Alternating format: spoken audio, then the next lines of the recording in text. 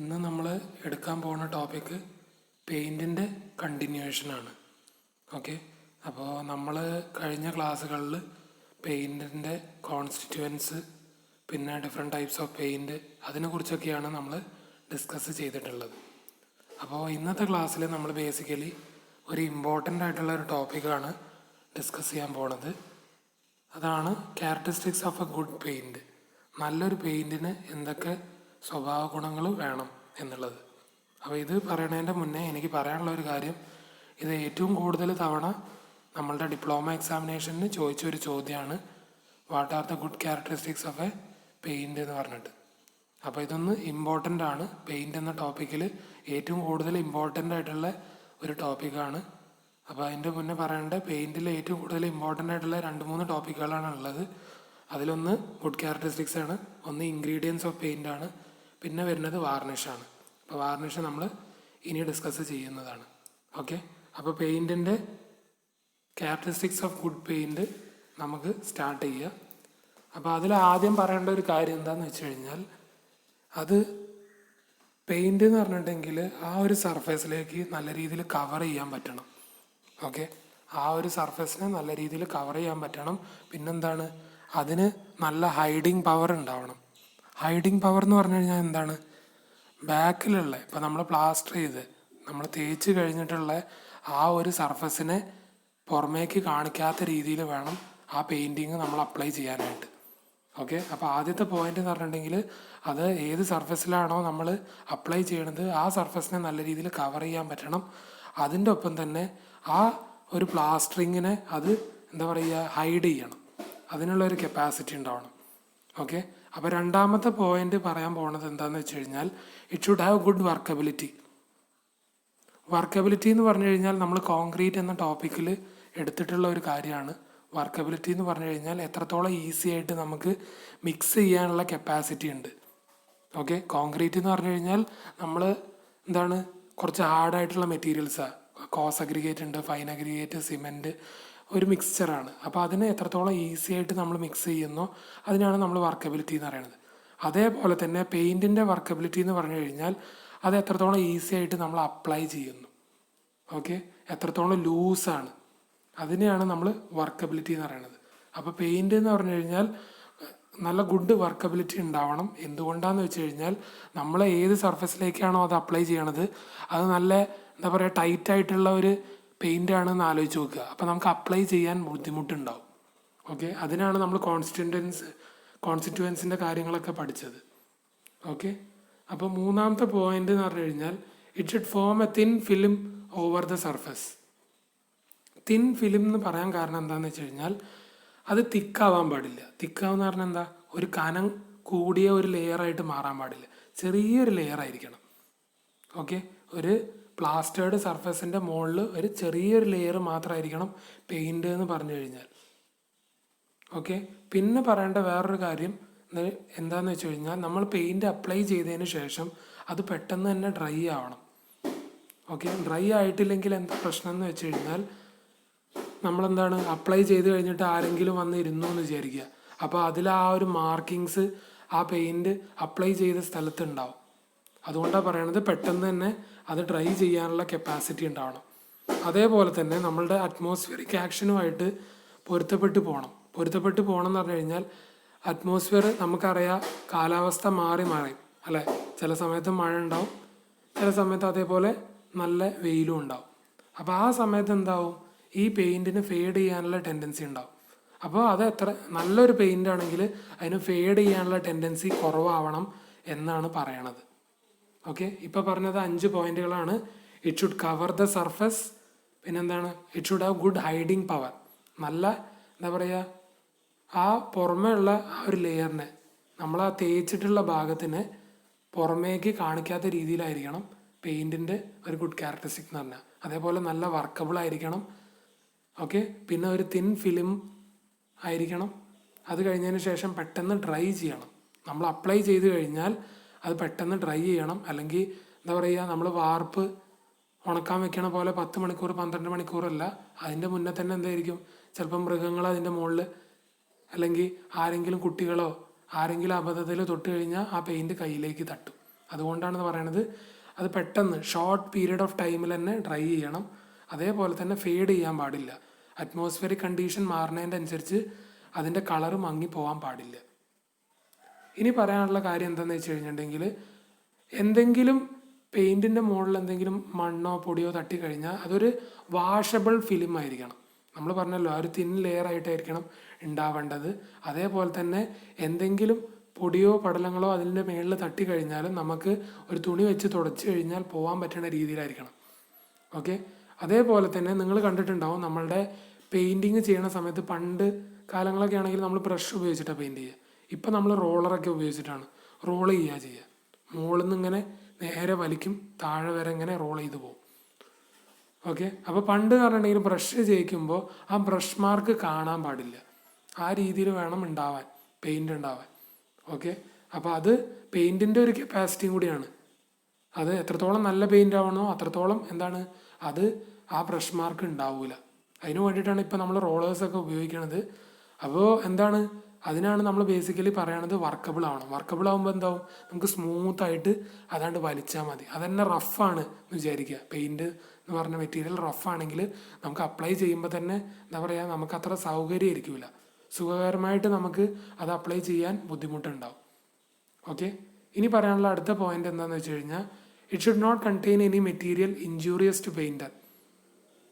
അത് പറയാനുള്ള കാരണം എന്താണെന്ന് വെച്ചിട്ടുണ്ടെങ്കിൽ, പല പെയിൻറ്റർമാരും ഉണ്ടാവും 24 മണിക്കൂറും പെയിൻറ്റിങ്ങിൻ്റെ പണികളുള്ള. അപ്പോൾ ഈ പെയിൻറ്റ് ചെയ്യുന്ന സമയത്ത് അതിലെന്തെങ്കിലും ഹാംഫുൾ ആയിട്ടുള്ള മെറ്റീരിയൽസ് ഈ ഒരു പെയിൻറ്റിൻ്റെ കോൺസ്റ്റിറ്റ്യുവൻറ്റിലുണ്ട്. കോൺസ്റ്റിറ്റ്യുവൻ്റ് എന്ന് പറഞ്ഞാൽ എന്താ, അതിൽ ഉള്ളടങ്ങിയിട്ടുണ്ടെങ്കിൽ അയാൾക്ക് അലർജിയോ അല്ലെങ്കിൽ എന്തെങ്കിലും രീതിയിലുള്ള എന്തെങ്കിലും ബുദ്ധിമുട്ടുകൾ വരാൻ പാടില്ല എന്നാണ് പറയണത്. ഓക്കെ. സൈഡ് എഫക്ട്സ് ഉണ്ടാവാൻ പാടില്ല. അതേപോലെ തന്നെ എന്താണ് സെക്കൻഡ് ലാസ്റ്റ് ആയിട്ട് പറയാനുള്ള ഒരു കാര്യം, പ്ലീസിങ് അപ്പിയറൻസ് ആയിരിക്കണം. പ്ലീസിങ് എന്ന് പറഞ്ഞാൽ നല്ലൊരു അപ്പിയറൻസ് കൊടുക്കണം. പുറമേ നിന്ന് കാണുന്ന ഒരാൾക്കാവുമ്പോൾ അത് കാണുമ്പോൾ തന്നെ അതിൻ്റെ ഒരു വൃത്തിയും വെടിപ്പും ഒക്കെ ഉണ്ടാവണം. പിന്നെ പറയേണ്ട ഒരു കാര്യം എന്താ വെച്ച് കഴിഞ്ഞാൽ, അത് ഡ്യൂറബിൾ ആയിരിക്കണം. ഏറ്റവും അവസാനമായിട്ടുള്ളൊരു പോയിൻ്റാണ്, ഡ്യൂറബിൾ ആയിരിക്കണം. ഡ്യൂറബിൾ ആയിട്ടുള്ളൊരു ഫിലിം ആയിരിക്കണം. ഒരു പെയിൻറ് ചെയ്യണത് നമ്മൾ എന്താണ് ചെറിയൊരു കാലയളവിന് വേണ്ടി മാത്രമല്ല. അത് ചിലപ്പോൾ 5-10 വർഷങ്ങൾക്ക് നമ്മൾ പിന്നെ ഒരു പെയിൻറ്റിങ് ഉണ്ടാവില്ല. ഓക്കെ. അപ്പോൾ ആ രീതിയിലായിരിക്കും നമ്മൾ ബേസിക്കലി പറയണത്. കേരളത്തിൽ ആണ് നമ്മളൊരു പെയിൻറ് കമ്പനികൾ ഒരിക്കലും അതിൻ്റെ ഡ്യൂറബിലിറ്റീന്ന് ഉറപ്പ് പറയാത്തത്. എന്തുകൊണ്ടാണ് അങ്ങനെ പറയാനുള്ള കാരണം എന്ന് പറഞ്ഞു കഴിഞ്ഞാൽ, കേരളത്തിൻ്റെ കാലാവസ്ഥ അത്രയും എന്താണ്, മഴ എന്ന് പറയുമ്പോൾ ഭയങ്കര മഴയും ചൂട് എന്ന് പറയുമ്പോൾ കനത്ത ചൂടുമായിരിക്കും. അപ്പോൾ അതുകൊണ്ട് അവർക്കൊരു വർഷത്തിൻ്റെ കണക്ക് ഒരിക്കലും പറയാറില്ല. ബേസിക്കലി ബാക്കിയുള്ള സ്റ്റേറ്റൊക്കെ ആകുമ്പോൾ കുറേയൊക്കെ അവർ പറയും, ഇത്ര വർഷം വരെ അവരുടെ പെയിൻറ്റിന് ഈട് നിൽക്കും, വാറൻറ്റി പീരീഡ് എന്നൊക്കെ പറയാറില്ലേ, അതേപോലെ പറയാറുണ്ട്. ഓക്കെ. പക്ഷെ നമ്മളുടെ ഒരു കാലാവസ്ഥ എന്ന് പറഞ്ഞിട്ടുണ്ടെങ്കിൽ ആ രീതിയിലുള്ളൊരു കാലാവസ്ഥയാണ്. അതുകൊണ്ട് അതിൻ്റെ ഒരു വാറൻറ്റി പീരീഡ് പോലും പറയാൻ പറ്റാത്തൊരു സാഹചര്യമാണ്. എന്നാലും നമ്മൾ പറയണത് എന്താണ്, പെയിൻറ് ചെയ്ത് കഴിഞ്ഞാൽ നമുക്ക് തന്നെ അറിയാം അല്ലേ, ഒരു പെയിൻറ്റിങ് എന്ന് പറഞ്ഞു കഴിഞ്ഞാൽ നല്ല ചിലവുള്ള കാര്യമാണ്. ആദ്യം പുട്ടി അടിക്കും, പുട്ടീൻ്റെ മുകളിലാണ് പെയിൻറ് അടിക്കണത്. അപ്പോൾ ഏകദേശം നല്ലൊരു ചിലവ് വരുന്നുണ്ട്. ഏകദേശം 1 lakh to 2 lakhs ഒക്കെ വരും. ഒരു ചെറിയ വീടാണെങ്കിൽ പോലും നല്ല രീതിയിൽ പെയിൻറ്റിങ് ഒക്കെ കഴിയുകയാണെങ്കിൽ, പുട്ടി അടിച്ച് പെയിൻറ് ചെയ്യണ ഒരു വീടാണെങ്കിൽ നല്ല രീതിയിലൊരു ചിലവ് വരും. അപ്പോൾ അത് നമുക്ക് ചെറിയൊരു കാലയളവിന് നിന്നാൽ പോരാ, അത് ലോങ് ലൈഫ് ഉണ്ടാവണം. അപ്പോഴേ അതിന് നമുക്ക് അഫോർഡബിൾ ആയിട്ട് ഉണ്ടാവുള്ളൂ. ഓക്കെ. ഇനി അടുത്ത് നമ്മൾ പറയാൻ പോകുന്ന ടോപ്പിക്കാണ് വാർണിഷ്. ഓക്കെ. വാർണിഷ് എന്ന് പറഞ്ഞു കഴിഞ്ഞാൽ നിങ്ങൾക്കൊക്കെ അറിയണ കാര്യമാണ്. നമ്മൾ എന്താണ്, നമ്മളുടെ വുഡൻ ആയിട്ടുള്ള മെറ്റീരിയൽസിൽ, നമ്മളെ ഫർണിച്ചേഴ്സൊക്കെ ആണെങ്കിൽ അതിൽ വാർണിഷ് നമ്മൾ അടിക്കും. ഇപ്പോൾ പരസ്യങ്ങളൊക്കെ വരാറുണ്ട് അല്ലേ, വെള്ളം ചേർത്തിട്ടുള്ള വാർണിഷുകളൊക്കെ അല്ലേ, കണ്ടിട്ടുണ്ടാവും എന്ന് പ്രതീക്ഷിക്കുന്നു. അത് ശരിക്കും പറഞ്ഞാൽ എന്തിനു വേണ്ടിയിട്ടാണ് കൊടുക്കുന്നത്, ഒരു ഗ്ലോസി അപ്പിയറൻസ് കൊടുക്കാൻ. ഗ്ലോസി എന്ന് പറഞ്ഞാൽ എന്താ, ഒരു ഗ്ലിറ്ററിങ് ആയിട്ടുണ്ടാവും, ഒരു തിളക്കം കൊടുക്കും അല്ലേ. മരം മാത്രം ഉണ്ട് കഴിഞ്ഞാൽ മരത്തിന് വേറെ തന്നെ അപ്പിയറൻസ് ആണ്. പക്ഷേ ഈ ഒരു വാർണിഷും കൂടി അടിച്ചു കഴിഞ്ഞാൽ അതിനെന്തായിരിക്കും, കുറച്ചും കൂടി ഒരു തിളക്കം കൂടും. അതിനാണ് ഗ്ലോസി എന്ന് പറയണത്. ഓക്കെ. അപ്പോൾ ഈ ഒരു വാർണിഷ് എന്ന് പറഞ്ഞു കഴിഞ്ഞാൽ അതിൻ്റെ കോൺസ്റ്റിറ്റ്യുവൻസ് എന്താ, അത് ഏത് തരത്തിലുള്ള മെറ്റീരിയലാണ്, അതിനെക്കുറിച്ചാണ് നമ്മൾ പറയണത്. ഇത് ശരിക്കും ബേസിക്കലി ഷോർട്ട് ആൻസർ ടൈപ്പിലാണ് ചോദിക്കാറ് 6 മാർക്കിനൊക്കെ. കൂടുതലും ചോദിക്കുന്നത് പെയിൻ്റ് എന്ന രീതിയിലാണ് ചോദിക്കാറ്. വാർണിഷ് എപ്പോഴെങ്കിലൊക്കെ ചോദിക്കാറുള്ളൂ. എന്നാലും ഒന്ന് നോട്ട് ചെയ്ത് പോവുക. പെയിൻറ് പഠിച്ച ഒരു കുട്ടിക്ക് വാർണിഷ് പഠിക്കാൻ അത്ര ബുദ്ധിമുട്ടില്ല. ഓക്കെ, അത് ആ രീതിയിലേ നമ്മൾ ക്ലാസ് എടുക്കണുള്ളൂ. അപ്പോൾ വാർണിഷ് എന്ന് പറഞ്ഞു കഴിഞ്ഞാൽ അതൊരു ട്രാൻസ്പാരൻ്റ് അല്ലെങ്കിൽ ഒരു സെമി ട്രാൻസ്പാരൻ്റ് ആയിട്ടുള്ള സൊല്യൂഷനാണ്. ഓക്കെ, ട്രാൻസ്പാരൻ്റ് എന്ന് പറഞ്ഞു കഴിഞ്ഞാൽ എന്താ, ആ മരത്തിൻ്റെ ആ ഒരു കളറ് കിട്ടും. ഇപ്പം നമ്മൾ ആ ഒരു വാർണിഷ് അടിച്ചു എന്ന് വെച്ചിട്ട് ആ മരത്തിൻ്റെ കളറ് പോകില്ല. ചിലവർ പറയും ആ ഒരു മരത്തിൻ്റെ ഭംഗി പുറമേക്ക് കിട്ടണം. ഇപ്പം തേക്ക് പോലത്തെ മരമാണ്, അപ്പോൾ തേക്കത്തെ ആനുവൽ റിങ്സ് ഒക്കെ ഉണ്ടാവില്ലേ, അതിൽ പലതരത്തിലുള്ള റിങ് ഉണ്ടാവും, പലതരത്തിലുള്ള ഷെയ്ഡ് ഉണ്ടാവും. അപ്പോൾ ചിലവരൊക്കെ ഉണ്ടാവും മരത്തിന് പെയിൻ്റ് അടിക്കണം. പെയിൻ്റ് അടിച്ചു കഴിഞ്ഞാൽ എന്താണ്, ആ മരത്തിൻ്റെ കളർ തന്നെ പോയി കിട്ടും അല്ലേ, അതിന് വേറൊരു കളർ തന്നെ കിട്ടും പെയിൻ്റ് അടിച്ചു കഴിഞ്ഞാൽ നമ്മളുടെ മരങ്ങൾക്ക്. അപ്പോൾ അതിന് വേണ്ടിയിട്ടാണ് നമ്മൾ വാർണിഷൊക്കെ അടിച്ചു കൊടുക്കുന്നത്. അപ്പോൾ അങ്ങനെ അടിച്ചു കൊടുക്കുമ്പോൾ എന്താണ്, ആ മരത്തിലുള്ള എന്താണ് അതിലുള്ള ഓരോ കുത്തും കോമയും എല്ലാം എന്തൊക്കെയാണോ അതിലുള്ള എന്താ പറയുക ഡിഫക്ട്സ് ആയിട്ടുള്ള കാര്യങ്ങളും എല്ലാം കാണും. അതൊരു ഭംഗിയാണ്. പണ്ടൊക്കെ അത് ഭംഗിയായിരുന്നില്ല. പണ്ട് ആൾക്കാർക്ക് അത് കാണാൻ പാടില്ല എന്നാണ് പറയാം. പക്ഷേ ഇപ്പോഴത്തെ ആൾക്കാർക്ക് എന്താണ്, അതൊരു എന്താണ് പുറമേക്ക് കാണുമ്പോൾ ഒരു അപ്പിയറൻസ് കൂടുതലാക്കി കിട്ടും. അപ്പോൾ അതുകൊണ്ടാണ് വാർണിഷ് അടിക്കുന്നത്. ഒരു ട്രാൻസ്പാരൻറ്റും സെമി ട്രാൻസ്പാരൻ്റ് ആയിട്ടുള്ള സൊല്യൂഷനാണ്. അത് ബേസിക്കലി ഉപയോഗിക്കുന്നത് റെസിനസ് സബ്സ്റ്റൻസ് ആണ്.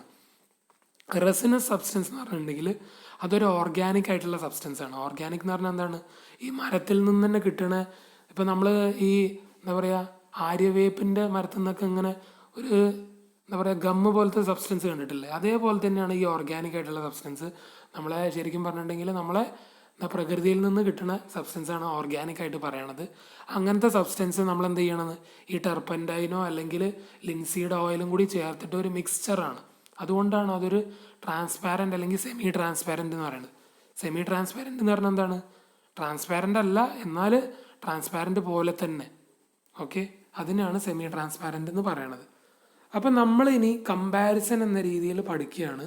എന്താണ് റെസിൻ എന്ന് പറഞ്ഞു കഴിഞ്ഞാൽ, റെസിൻ എന്ന് പറഞ്ഞു കഴിഞ്ഞാൽ ബേസിക്കലി ഞാൻ പറഞ്ഞു എന്താണ് ഓർഗാനിക് ആയിട്ടുള്ള മെറ്റീരിയൽസ് ആണ്. പക്ഷേ നമ്മൾ കമ്പയർ ചെയ്യണത് പെയിൻറ്റിനെ കമ്പയർ ചെയ്തുകൊണ്ട്. റെസിൻ എന്ന് പറഞ്ഞു കഴിഞ്ഞാൽ അവിടെ നമ്മൾ ബേസ് എന്ന് പറഞ്ഞിട്ടൊരു മെറ്റീരിയൽ പറഞ്ഞു അല്ലേ. ബേസ് എന്ന് പറഞ്ഞാൽ എന്താ, ഒരു പെയിൻറ്റിന് ബോഡിയാണ് ബേസ് എന്ന് പറഞ്ഞു കഴിഞ്ഞാൽ. അതേപോലെ തന്നെ വാർണിഷിൻ്റെ ഒരു ബേസാണ് റെസിൻ എന്ന് പറഞ്ഞ മെറ്റീരിയൽ. ഓക്കെ, അത് മനസ്സിലാക്കിയെടുത്താൽ മതി. അവിടെ പെയിൻറ്റിൽ നമ്മൾ ബേസ് എന്ന് പറഞ്ഞ മെറ്റീരിയലായിരുന്നു ഉപയോഗിച്ചിരുന്നത്. റെഡ് ലെഡ്, വൈറ്റ് ലെഡ് എന്ന് പറഞ്ഞിട്ട് പല മെറ്റീരിയൽസ് ഉപയോഗിച്ചു. അതേപോലെ വാർണിഷിലത്തെ ബേസാണ് റെസിൻ എന്ന് പറഞ്ഞ മെറ്റീരിയൽ. അതേപോലെ തന്നെ പലതരത്തിലുള്ള വാർണിഷ് ഉണ്ട്. ഓയിൽ വാർണിഷ് ഉണ്ട്, സ്പിരിറ്റ് വാർണിഷ് ഉണ്ട്. ഇതെന്താണ് ഇങ്ങനെ പേര് വരാൻ കാരണം, അതിൽ ഉപയോഗിക്കുന്ന സോൾവെൻ്റ് ഓയിലാണെങ്കിൽ അതിന് പറയുന്ന പേരാണ് ഓയിൽ വാർണിഷ്. അതേപോലെ തന്നെ അവിടെ ഉപയോഗിക്കുന്നത് സ്പിരിറ്റോ അല്ലെങ്കിൽ ആൽക്കഹോളോ ആണ് അതിൽ ഉപയോഗിക്കുന്ന സോൾവെൻറ്റ്. സോൾവെൻറ്റ് എന്ന് പറഞ്ഞാൽ എന്താ, വെള്ളത്തിനെ പോലെ തന്നെ ഒരു മെറ്റീരിയൽ, അത് ലയിപ്പിക്കാൻ വേണ്ടിയിട്ട് ഉപയോഗിക്കുന്ന മെറ്റീരിയലാണ്. അപ്പോൾ അവിടെ ഉപയോഗിക്കുന്നത് സ്പിരിറ്റോ ആൽക്കഹോളോ ആണെങ്കിൽ അതിനെ സ്പിരിറ്റ് വാർണിഷ് എന്ന് പറയും. അതേപോലെ ഓയിലാണ് ഉപയോഗിക്കുന്നതെങ്കിൽ അതിനെ ഓയിൽ വാർണിഷ് എന്നും പറയും. ഓക്കെ, പിന്നെ ഏറ്റവും ഇമ്പോർട്ടൻ്റ് ആയിട്ടുള്ളൊരു കാര്യമാണ് ലിത്താർജ്. ലിത്താർജ് എന്ന് പറഞ്ഞു കഴിഞ്ഞാൽ എന്താണ്, നമ്മൾ കഴിഞ്ഞ പെയിൻറ്റിൽ പഠിച്ചത് തന്നെയാണ്, ഡ്രയറാണ്. ഡ്രയർ എന്ന് പറഞ്ഞാൽ എന്താ, accelerating the process of drying.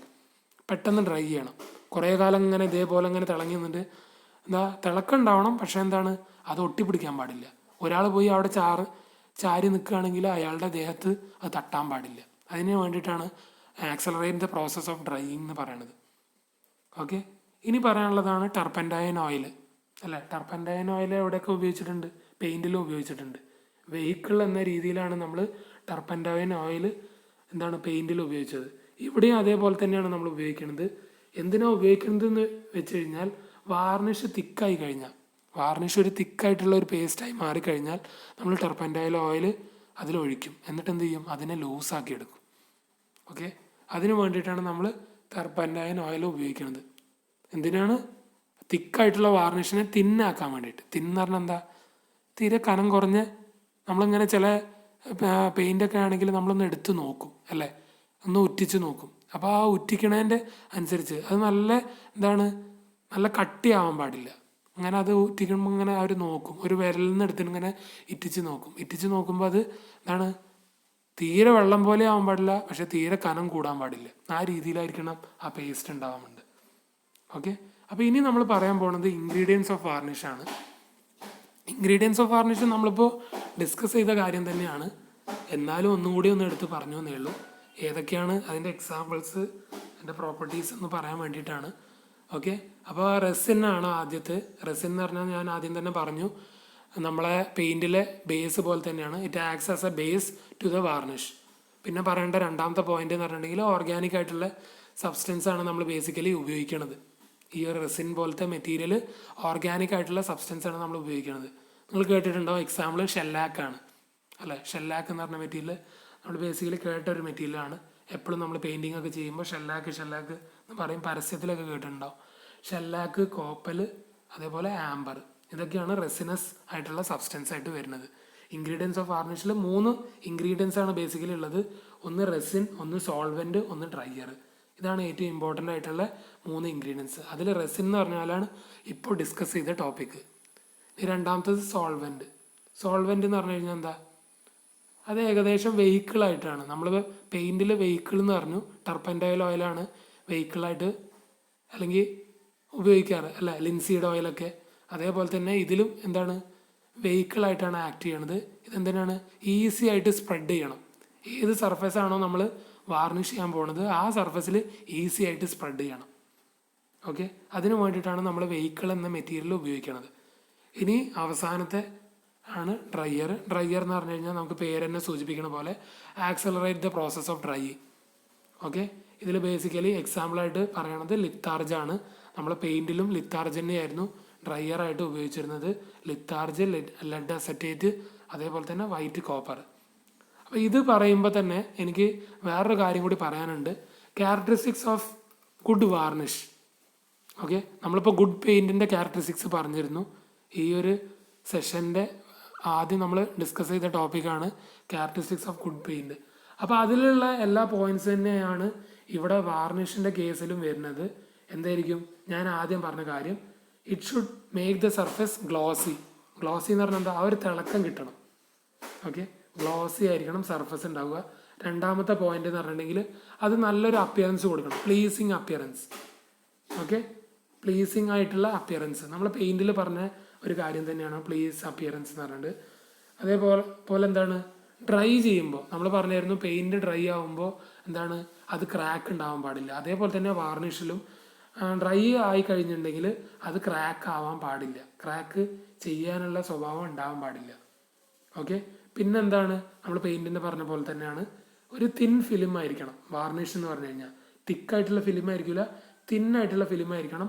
അതേപോലെ തന്നെ അതെന്തായിരിക്കണം, ഡ്യൂറബിൾ ആയിരിക്കണം.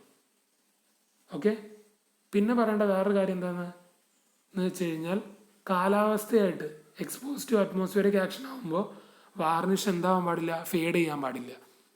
ഓക്കെ, അപ്പം നിങ്ങൾ തന്നെ വിചാരിച്ചിട്ടുണ്ടാവും ഇതൊക്കെ ശരിക്കും പറഞ്ഞാൽ പെയിൻറ്റിൽ പറഞ്ഞ കാര്യം തന്നെയല്ലേ. അപ്പോൾ അതുകൊണ്ടാണ് ഞാൻ പറഞ്ഞത് വാർണിഷ് പഠിക്കാൻ സിമ്പിളാണ്, അത്ര ബുദ്ധിമുട്ടൊന്നുമില്ല. പെയിൻറ്റ് പഠിച്ച ഒരാൾക്ക് വാർണിഷ് വെറുതെ നോക്കിയാൽ മതി എന്തൊക്കെയാണ് എന്നുള്ളത്. ജസ്റ്റ് അതേ പോയിന്റ്സ് ഒക്കെ തന്നെ റിപ്പീറ്റ് ചെയ്താൽ മതി.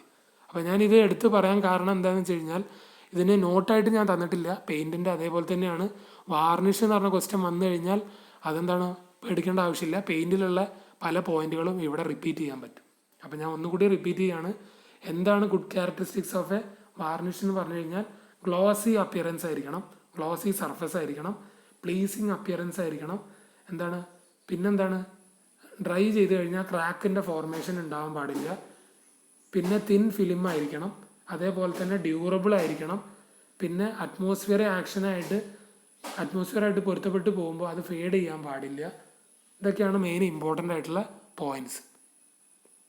അപ്പോൾ ഈ ഒരു ടോപ്പിക്ക് കഴിഞ്ഞു, നമ്മളുടെ പെയിൻറ്റ് എന്ന് പറഞ്ഞ ടോപ്പിക്ക് കഴിഞ്ഞിട്ടുണ്ട്.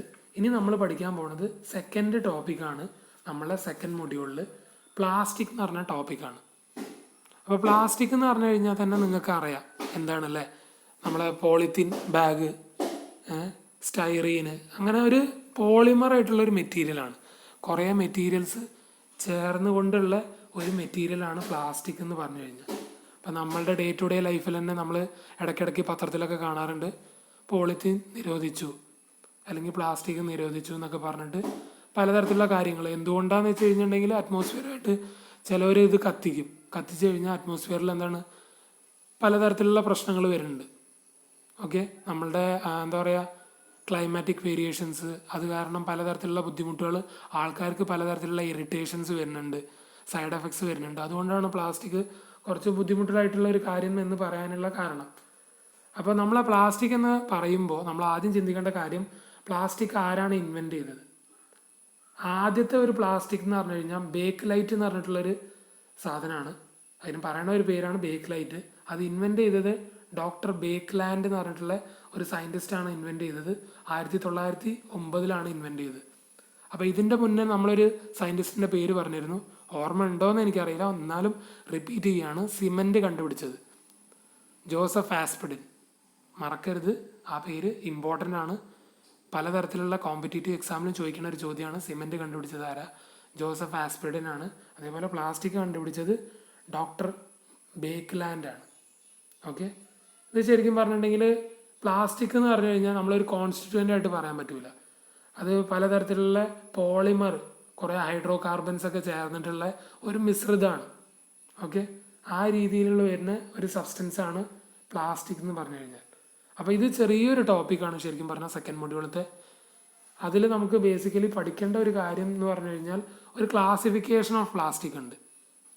ഓക്കെ, ആ ക്ലാസിഫിക്കേഷൻ എന്ന് പറഞ്ഞു കഴിഞ്ഞാൽ it is depending upon the behaviour of plastic in relation to heat. ഹീറ്റുമായിട്ട് പൊരുത്തപ്പെട്ട് പോകുമ്പോൾ പ്ലാസ്റ്റിക്കിന് പലതരത്തിലുള്ള രൂപമാറ്റങ്ങളും വരാറുണ്ട്. ആ തരത്തിലുള്ള ക്ലാസിഫിക്കേഷനാണ് നമ്മൾ പഠിക്കാൻ പോണത്. ഏറ്റവും ഇമ്പോർട്ടൻ്റ് ആയിട്ടുള്ള ടോപ്പിക്കാണ്. എന്താണ്, 6 മാർക്കിനൊക്കെ ചോദിച്ച് കണ്ടിട്ടുണ്ട്. ഓക്കെ, തെർമോ പ്ലാസ്റ്റിക്കും തെർമോ സെറ്റിംഗ് പ്ലാസ്റ്റിക്കും. ഓക്കെ, ക്ലാസിഫിക്കേഷൻ ഓഫ് പ്ലാസ്റ്റിക് ആയിട്ട് ചിലപ്പോൾ ചോദിക്കാറുണ്ട്. ചില സമയത്ത് തെർമോ പ്ലാസ്റ്റിക് എന്താണ്, തെർമോ സെറ്റിംഗ് പ്ലാസ്റ്റിക് എന്താണ്, ഇതിൻ്റെ ഡിഫറൻസ് എന്താണെന്ന് ചോദിക്കാറുണ്ട്. അപ്പോൾ അതൊരു ഇമ്പോർട്ടൻ്റ് ആയിട്ടുള്ള ടോപ്പിക്കാണ്. എല്ലാവരും പഠിച്ചു വെക്കുക, ഏറ്റവും സുഖമായിട്ട് പഠിക്കാൻ പറ്റും. ഓക്കെ, അപ്പോൾ തെർമോ പ്ലാസ്റ്റിക് എന്താണെന്ന് നമുക്ക് ആദ്യം തുടങ്ങി വെക്കാം. തെർമോ പ്ലാസ്റ്റിക് എന്ന് പറഞ്ഞു കഴിഞ്ഞാൽ നമ്മൾ പറഞ്ഞു എന്ത് തരത്തിലാണ് നമ്മൾ ഇതിനെ ക്ലാസിഫൈ ചെയ്തിട്ടുള്ളത്. In relation to ഹീറ്റാണ്.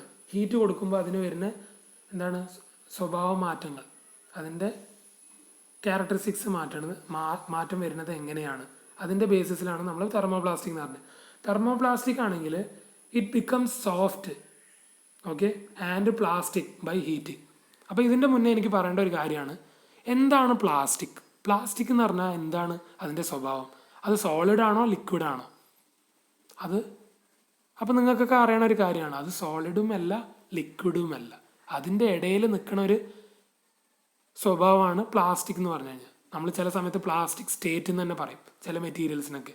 അതെന്തുകൊണ്ടാണ്? അതിന് നമുക്ക് വേണമെങ്കിൽ ഏത് രീതിയിലും മോൾഡ് ചെയ്തെടുക്കാൻ പറ്റും. പക്ഷെ എല്ലാ പ്ലാസ്റ്റിക്കും അതേപോലെ ആവണമെന്നില്ല. മോൾഡ് ചെയ്തെടുക്കുക എന്ന് പറഞ്ഞാൽ എന്താ, അത് ഉരുക്കിയിട്ട് നമുക്ക് വേറൊരു ഷേപ്പ് കൊടുക്കാൻ പറ്റും. അതിനെയാണ് മോൾഡ് ചെയ്യുക എന്ന് പറയുക. അപ്പോൾ നമ്മൾ ബേസിക്കലി പറയുന്നത് എന്താണ്, പ്ലാസ്റ്റിക്കിൻ്റെ ക്യാരക്ടറിസ്റ്റിക്സ് എന്ന് പറഞ്ഞു കഴിഞ്ഞാൽ എന്തായിരിക്കും, അത് ലൈറ്റ് ആയിരിക്കും, അതേപോലെ ലോ തെർമൽ കണ്ടക്ടിവിറ്റി ആയിരിക്കും, ചൂടുമായിട്ട് ചെറിയ രീതിയിൽ കണ്ടക്ടിവിറ്റി ഉണ്ടാവുള്ളൂ, അതേപോലെ റസ്റ്റ് പ്രൂഫ് ആയിരിക്കും. റസ്റ്റ് എന്ന് പറഞ്ഞാൽ എന്താ, ചെതൽ പിടിക്കാനുള്ള സാധ്യതകൾ കുറവായിരിക്കും. ഓക്കെ, അപ്പോൾ അതേപോലെ തന്നെ പിന്നെന്താ, ട്രാൻസ്പാരൻറ്റ്, ട്രാൻസ്ലൂസൻ്റ് അല്ലെങ്കിൽ ഒപ്പേക്ക്, 3 തരത്തിൽ നമുക്ക് പ്ലാസ്റ്റിക്കിനെ മോൾഡ് ചെയ്തെടുക്കാൻ പറ്റും. അതേപോലെ പലതരത്തിലുള്ള കളറുകളുണ്ട്. ഓക്കെ, പിന്നെ നമുക്ക് എന്താണ്, എക്കണോമിക്കലാണ് പ്ലാസ്റ്റിക് എന്ന് പറയുമ്പോൾ. അപ്പോൾ ഇതാണ് ബേസിക് ആയിട്ടുള്ള പ്രോപ്പർട്ടീസ്. ഇത് പറയാനുള്ള കാരണം എന്താണെന്ന് വെച്ചിട്ടുണ്ടെങ്കിൽ പലതരത്തിലുള്ള മെറ്റീരിയൽസ് ഉണ്ട്. നമ്മൾ ചിന്തിക്കും പ്ലാസ്റ്റിക് എന്ന് പറഞ്ഞാൽ അതിനെ നമുക്ക് എന്താണ് മോൾഡ് ചെയ്തെടുക്കാൻ പറ്റും, വളയ്ക്കാനും ഒക്കെ പറ്റും. പക്ഷേ എല്ലാ പ്ലാസ്റ്റിക്കും അതേപോലെ ആവണമെന്നില്ല. ചില പ്ലാസ്റ്റിക്കുകൾ മോൾഡ് ചെയ്യാൻ പറ്റൂല. അതിനൊരു ഷേപ്പ് കിട്ടിക്കഴിഞ്ഞാൽ അത് അതേ ഷേപ്പിൽ നിൽക്കും.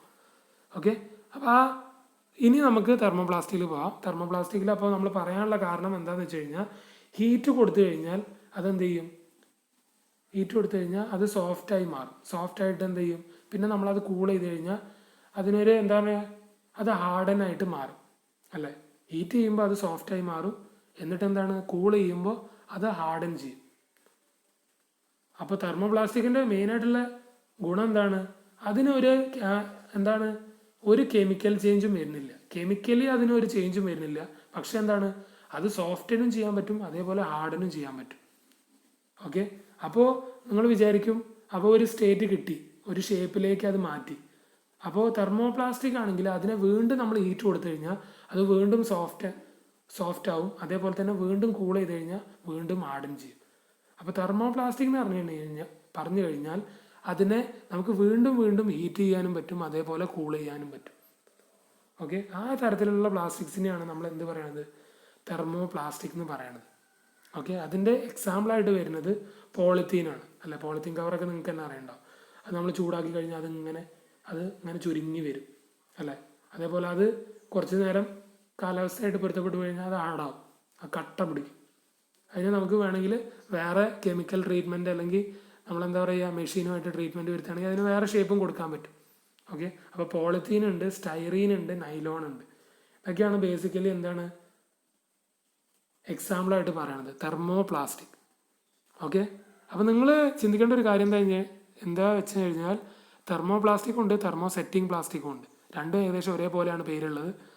ഓക്കെ, അപ്പോൾ തെർമോ സെറ്റിംഗ് എന്ന് പറഞ്ഞു കഴിഞ്ഞാൽ അടുത്തത് പഠിക്കേണ്ട ഒരു കാര്യമാണ്. തെർമോ സെറ്റിംഗ് എന്ന് പറഞ്ഞു കഴിഞ്ഞാൽ ഒരു നിശ്ചിത ടെമ്പറേച്ചറിൽ നമ്മൾ ഹീറ്റ് ചെയ്ത് കഴിഞ്ഞാൽ അത് പിന്നെ എന്ത് ചെയ്യാൻ പറ്റില്ല, അതിനെ ഷേപ്പോ അല്ലെങ്കിൽ അതിൻ്റെ ക്യാരക്ടറിസ്റ്റിക്സിനെ മാറ്റം വരുത്താൻ പറ്റില്ല, അത് അതേപോലെ തന്നെ നിൽക്കും. ഓക്കെ, അത് ബേസിക്കലി പറയുന്നത് temperature range of 127 degree Celsius മുതൽക്ക് 177 ഡിഗ്രി സെൽഷ്യസ് വരെ നമ്മൾ ഹീറ്റ് കൊടുത്തു കഴിഞ്ഞാൽ എന്ത് ചെയ്യും, അതൊരു ഷേപ്പിലേക്ക് മാറും. പക്ഷേ പിന്നെ അത് വേറൊരു ഷേപ്പിലേക്ക് മാറൂല, അതിൻ്റെ പ്രോപ്പർട്ടീസ് ചേഞ്ച് ചെയ്യില്ല. ഓക്കെ, ആ തരത്തിലുള്ള പ്ലാസ്റ്റിക്കിനെയാണ് നമ്മൾ എന്ത് പറയണത്, തെർമോ സെറ്റിംഗ്. അപ്പോൾ നമുക്ക് അതിൽ ഓർത്ത് വെക്കാൻ പറ്റുക, സെറ്റിംഗ് അതിൽ എഴുതിയിട്ടുണ്ട് അല്ലേ. മറ്റേ പ്ലാസ്റ്റിക്കിന് എന്താ പറഞ്ഞത്, തെർമോ പ്ലാസ്റ്റിക്. ഈ ഒരു പ്ലാസ്റ്റിക്കിന് തെർമോ സെറ്റിംഗ്. അപ്പോൾ സെറ്റിംഗ് എന്ന് പറഞ്ഞാൽ എന്താ, സെറ്റായി കഴിഞ്ഞു. ഓക്കെ, തെർമോ പ്ലാസ്റ്റിക് എന്ന് പറഞ്ഞാൽ അത് ഹീറ്റ് കൊടുക്കുന്നിടത്തോളം ഹീറ്റ് കൊടുക്കുന്നു, അത് തണുക്കുന്നു, വീണ്ടും ഹീറ്റ് കൊടുക്കുന്നു, അത് സോഫ്റ്റ് ചെയ്യുന്നു, പിന്നെ ഹാർഡ് ചെയ്യുന്നു, അങ്ങനെ മാറി മാറി ഹീറ്റ് കൊടുക്കുന്നിടത്തോളം അത് ഹീറ്റ് ചെയ്യുന്നു, കൂൾ ചെയ്യുന്നു, അങ്ങനെ മാറുന്നുണ്ട്. പക്ഷേ തെർമോ സെറ്റിംഗ് ആകുമ്പോൾ അത് ഒരു പ്രാവശ്യം ഹീറ്റ് കൊടുത്തു കഴിഞ്ഞാൽ പിന്നെ അത് സെറ്റായി കഴിഞ്ഞു, പിന്നെ അതിനെ നമുക്ക് പ്രോപ്പർട്ടീസ് മാറ്റം വരുത്താൻ പറ്റൂല. ഓക്കെ, ഇനി നമ്മൾ അടുത്ത ടോപ്പിക്കിലേക്ക് പോവുകയാണ്. പ്ലാസ്റ്റിക്കിൻ്റെ തന്നെ ഫൈബർ റീഇൻഫോഴ്സ്ഡ് പ്ലാസ്റ്റിക്. അപ്പോൾ ഇത് പറയുമ്പോൾ തന്നെ നമുക്ക് കമ്പയർ ചെയ്യാൻ പറ്റും. ഏതിനെ കമ്പയർ ചെയ്യാൻ പറ്റുക, RCC, reinforced cement concrete. Reinforcement എന്ന് പറഞ്ഞാൽ എന്താ, അവിടെ കമ്പി ഇട്ട് കൊടുത്തു അതിന് സ്ട്രെങ്ത് കൊടുക്കാൻ വേണ്ടിയിട്ട്. അതേപോലെ തന്നെ ഇവിടെ എന്താണെന്ന് വെച്ച് കഴിഞ്ഞാൽ കുറേ ഫൈബറായിട്ടുള്ള മെറ്റീരിയൽസ് നമ്മൾ എന്ത് കൊടുക്കും, റീഇൻഫോഴ്സ്മെൻറ്റിന് കൊടുക്കും. പ്ലാസ്റ്റിക് ഞാൻ പറഞ്ഞല്ലോ, പ്ലാസ്റ്റിക് കുറച്ചൊരു വഴവഴപ്പുള്ള സാധനമാണ്. അതിനെ ഹീറ്റ് ചെയ്യുമ്പോൾ അത് പലതരത്തിലുള്ള ഇങ്ങനെ ചേഞ്ച് വരും. അപ്പോൾ അതിനൊരു സ്ട്രെങ്ത് കൊടുക്കാൻ വേണ്ടിയിട്ട് നമ്മൾ എന്ത് ചെയ്യാണ്, ഫൈബർ ഇട്ട് കൊടുക്കുകയാണ്. അപ്പോൾ ഏതൊക്കെ തരത്തിലുള്ള ഫൈബേഴ്സ് ഉണ്ട്, ഗ്ലാസ് ഫൈബർ ഉണ്ട്, കാർബൺ ഫൈബേഴ്സ് ഉണ്ട്, അങ്ങനെ പലതരത്തിലുള്ള മെറ്റീരിയൽസ് നമുക്ക് ഫൈബറായിട്ട് ഇട്ട് കൊടുക്കാൻ പറ്റും. അപ്പോൾ എന്തിനാണ് ഇത് ഇട്ട് കൊടുക്കുന്നത്, അത് ശരിക്കും പറഞ്ഞാൽ സ്ട്രെങ്ത് കൂട്ടി കൊടുക്കാൻ വേണ്ടിയിട്ടാണ്. ഇത് ശരിക്കും പറഞ്ഞാൽ സാൻഡ്വിച്ച് അല്ലേ. സാൻഡ്വിച്ച് എന്ന് പറഞ്ഞാൽ എന്താ, പല ലേയേഴ്സ് ഉണ്ടാവും, പല മെറ്റീരിയൽസ്. ബണ്ണ് വെക്കും, അതിൻ്റെ ഇടയിൽ കുറേ വെജിറ്റബിൾസ് വെക്കും, പിന്നെ എന്താ പറയുക ചീസ് വെക്കും, അങ്ങനെ പലതരത്തിലുള്ള മെറ്റീരിയൽസ് എന്താ പറയുക ചിലപ്പോൾ ഒരു കമ്പിയിൽ ഇങ്ങനെ കോർത്ത് കൊടുക്കും, എന്നിട്ട് അതിങ്ങനെ നമ്മൾ കഴിക്കുകയാണ് ചെയ്യുക, സാൻഡ്വിച്ച് ആയിട്ടുള്ള മെറ്റീരിയൽസ്. അപ്പോൾ പല മെറ്റീരിയൽസ്. അതേപോലെ തന്നെ ഒരു കോമ്പോസിറ്റ് ആയിട്ടുള്ള മെറ്റീരിയലാണ് ഫൈബർ റീഇൻഫോഴ്സ്ഡ് പ്ലാസ്റ്റിക് എന്ന് പറഞ്ഞാൽ. കുറേ മെറ്റീരിയൽസ് ചേർന്നിട്ട് അതിനൊരു സ്ട്രെങ്ത് കൊടുത്തിട്ട് അത് വേറൊരു മെറ്റീരിയലായിട്ട് മാറുകയാണ്, കുറേ എന്താ പറയുക സ്ട്രെങ്ത് പ്രൊവൈഡ് ചെയ്യാൻ വേണ്ടി. ഓക്കെ, അതേപോലെ തന്നെ ലോഡ് ട്രാൻസ്ഫർ ചെയ്യാൻ വേണ്ടിയിട്ട് ആ ലോഡ് ഏറ്റെടുക്കുന്നത് ഈ ഫൈബറാണ്. നമ്മളത് RCCയിൽ റീഇൻഫോഴ്സ്മെൻറ്റ് നമ്മൾ കമ്പിയാണ് സ്ട്രെങ്ത് എടുക്കണ പോലെ ഇവിടെ ആരാണ് സ്ട്രെങ്ത് എടുക്കുന്നത്, ഫൈബറാണ് സ്ട്രെങ്ത് എടുക്കുന്നത്. ഓക്കെ, അപ്പോൾ ഇതിൽ ആപ്ലിക്കേഷൻസ് ആയിട്ട് വരുന്നത് ഇത് ബേസിക്കലി കോൺക്രീറ്റ് ഷട്ടറിങ്. ഷട്ടറിങ് എന്ന് പറഞ്ഞാൽ എന്താ, ഷട്ടറിങ് എന്ന് പറഞ്ഞു കഴിഞ്ഞാൽ സെൻറ്ററിങ് എന്ന് പറഞ്ഞു കേട്ടിട്ടില്ലേ, നമ്മൾ വാർപ്പ് കോൺക്രീറ്റ് ഇടുന്നതിൻ്റെ മുന്നേ നമ്മൾ സെൻറ്ററിങ് ചെയ്യും, പലകടിക്കും, അതിന് തന്നെയാണ് ഷട്ടറിങ് പറയുക. ഈ ഷട്ടറിങ് എന്ന പ്രോസസ്സിൽ നമ്മൾ എന്ത് ചെയ്യുക, ഈ ഫൈബർ റീഇൻഫോഴ്സ്ഡ് പ്ലാസ്റ്റിക് ഉപയോഗിക്കാൻ പറ്റും. ഓക്കെ, അതേപോലെ കോംപ്ലിക്കേറ്റഡ് ആയിട്ടുള്ള ഷേപ്പ് എന്ന് പറഞ്ഞാൽ എന്താ, ഡോം ആയിട്ടുള്ള ഷേപ്പ്. ഡോം എന്ന് പറഞ്ഞാൽ എന്താ, നമ്മൾ പലതരത്തിലുള്ള ഹിസ്റ്റോറിക്കലായിട്ടുള്ള മോണ്യുമെൻറ്റ്സിൽ കണ്ടിട്ടുണ്ടോ ഡോം ഷേപ്പ് എന്ന് പറയുന്നത്. ആ ഷേപ്പുകളൊക്കെ നമുക്ക് വരുത്താൻ അതിന് ഷട്ടറിങ് ഒക്കെ കൊടുക്കാറില്ലേ, ആ ഷേപ്പ് വരുത്താനായിട്ട് ഭയങ്കര കോംപ്ലിക്കേറ്റഡ് ആയിട്ടുള്ള ഷേപ്പാണ്. അപ്പോൾ ആ ഷേപ്പ് കൊടുക്കാനായിട്ട് നമുക്ക് ഫൈബർ റീഇൻഫോഴ്സ്ഡ് പ്ലാസ്റ്റിക് കൊടുക്കാൻ പറ്റും. അതേപോലെ ഡോറിൻ്റെ ഫ്രെയിമുകൾ, വിൻഡോൻ്റെ ഫ്രെയിം, അതെന്തായിരിക്കും, ലൈറ്റ് വെയിറ്റ് ആയിരിക്കും. അതേപോലെ കോസ്റ്റിന് കുറവുണ്ടാവും. ഓക്കെ, അതേപോലെ എന്തായിരിക്കും, ചെതൽ പിടിക്കാനുള്ള സാധ്യത ഉണ്ടാവില്ല. നമ്മൾ ബാത്റൂമും ടോയ്ലറ്റിനൊക്കെ കതക് കൊടുക്കുമ്പോൾ അതിന് പലതരത്തിലുള്ള ചെതൽ പിടിക്കാനോ അല്ലെങ്കിൽ ഈർപ്പം വലിക്കാനോ ഒക്കെ കപ്പാസിറ്റി ഉണ്ടാവും. അപ്പോൾ ഈ തരത്തിലുള്ള FRPൻ്റെ ഡോറ് കൊടുക്കുകയാണെങ്കിൽ ഫൈബർ റീഇൻഫോഴ്സ്ഡ് പ്ലാസ്റ്റിക്കിനെയാണ് FRP എന്ന് പറയുന്നത്. ഓക്കെ, ഡോറ് കൊടുക്കുകയാണെങ്കിൽ അത് വളരെ നല്ലതായിരിക്കും. അതേപോലെ പാർട്ടീഷനായിട്ട് കൊടുക്കാൻ പറ്റും, വോളിൻ്റെ പാനലായിട്ട് കൊടുക്കാൻ പറ്റും. അതേപോലെ റൂഫിന് ഷീറ്റ്, ഒരു ട്രാൻസ്പാരൻ്റ് ആയിട്ടുള്ള അല്ലെങ്കിൽ ട്രാൻസ്ലൂസൻ്റ് ആയിട്ടുള്ള ഒരു ഷീറ്റ് കൊടുക്കാൻ പറ്റും. ഓക്കെ, അതിനൊക്കെയാണ് നമ്മൾ FRP ഉപയോഗിക്കാറ്. ഇത് ചിലപ്പോൾ ഷോർട്ടായിട്ട് ചോദിക്കാറുണ്ട് ചില സമയത്ത്. ഓക്കെ, ഇനി നമ്മൾ അവസാനത്തെ ടോപ്പിക്കിലേക്ക് പോവുകയാണ്. ഈ പ്ലാസ്റ്റിക് എന്ന ടോപ്പിക്കിൽ വരുന്ന അവസാനത്തെ ടോപ്പിക്കാണ് PVC അല്ലേ. PVC എവിടെയൊക്കെയാണ് ഉപയോഗിക്കാറ്? PVCൻ്റെ പൈപ്പ് നിങ്ങൾ കേട്ടിട്ടുണ്ടാവും. ബേസിക്കലി നിങ്ങൾ അതിൻ്റെ യൂസസും പിന്നെ ഒരു 2-3 പ്രോപ്പർട്ടീസും അത് മാത്രം നോക്കിയാൽ മതി. എവിടെയൊക്കെയാണ് ഉപയോഗിക്കുക? ശരിക്കും പറഞ്ഞാൽ അത് ഉപയോഗിക്കുന്നത് എന്താണ്, കേബിളിൽ, വയറിങ്ങിൽ ഉപയോഗിക്കാറുണ്ട്. അതേപോലെ കേബിളിൽ ഉപയോഗിക്കാറുണ്ട്. അതേപോലെ എന്താണ്, നമ്മളെ പൈപ്പായിട്ടുള്ള മെറ്റീരിയൽസിൽ ബേസിക്കലി നമ്മൾ എപ്പോഴും കേട്ടുന്ന PVC പൈപ്പ് എന്ന് പറഞ്ഞിട്ട്. ഓക്കെ, പിന്നെന്താണ്, പിന്നെ ഇതിൻ്റെ ബേസിക്കായിട്ട് വരുന്ന പ്രോപ്പർട്ടീസ് എന്ന് പറഞ്ഞു കഴിഞ്ഞാൽ റസ്റ്റ് പ്രൂഫ് ആയിരിക്കും. റസ്റ്റ് പ്രൂഫ് എന്ന് പറഞ്ഞാൽ ചെതൽ പിടിക്കാനുള്ള സാധ്യതകൾ കൂടുതൽ കുറവായിരിക്കും. അതേപോലെ വാട്ടർ പ്രൂഫ് ആയിരിക്കും. പിന്നെന്താണ്,